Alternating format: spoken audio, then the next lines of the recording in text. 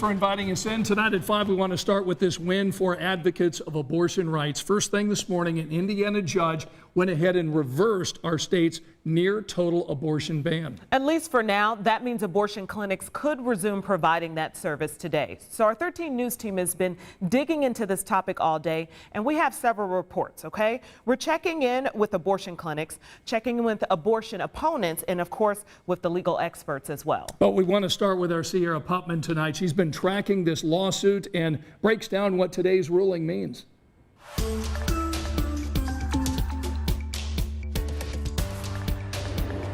Judge Kelsey Hanlon's 16-page decision means elective abortions are now once more legal and allowed in Indiana. She sided with the ACLU's argument that the new law is unconstitutional, impacting the liberty and privacy of women and girls. We spoke to IU law professors Jennifer Drobach and Jody Madeira about the Republican judge's order. Judge Hanlon is a very, very well-respected jurist in Indiana.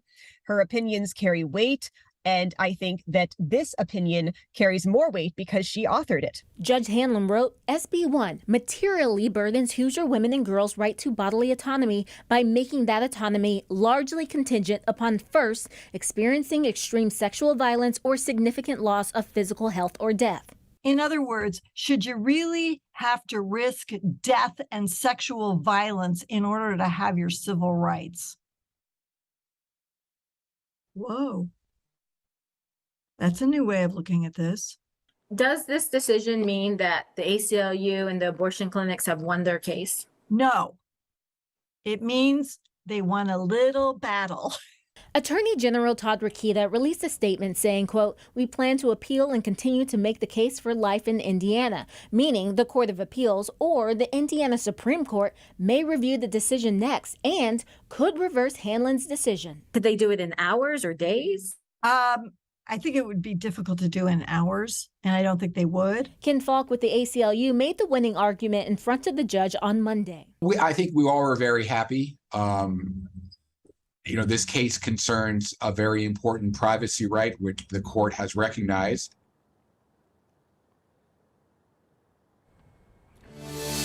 All right, well, news of the judge's ruling traveled quickly around the Hoosier state this morning, and our Rachel Cross talked with a doctor who performs abortions. Now, Rachel's in studio tonight, so what did she say about the ruling today?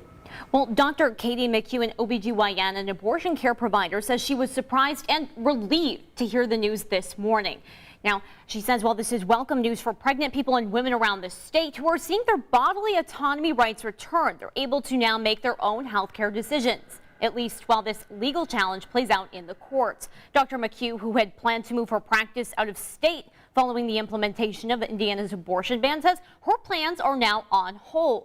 And now that they're legally able to provide abortion care once again, they are seeing a flood of calls from women seeking appointments coming in. Their schedules filling up quickly. McHugh says she's grateful that the Indiana judge who approved the injunction recognized that this is what the majority of Hoosiers and women want. This is a life-saving measure for many people who are going to be seeking abortion care in the next weeks and months, and were facing having to either leave the state or continue a pregnancy that they were unable to either continue from a medical standpoint or financial or whatever the other reasons were. I also reached out to Planned Parenthood following the judge's injunction ruling. They say Indiana has become an important hub to provide abortion care to patients coming from surrounding states in recent months, saying, quote, we are very grateful that the court granted this much needed relief to patients and providers. Planned Parenthood says that they plan to resume abortion care in Indiana today. Now, as for Dr. McHugh, she says they'll be able to begin doing blood work and ultrasounds by tomorrow and plan on doing abortions as early as Monday.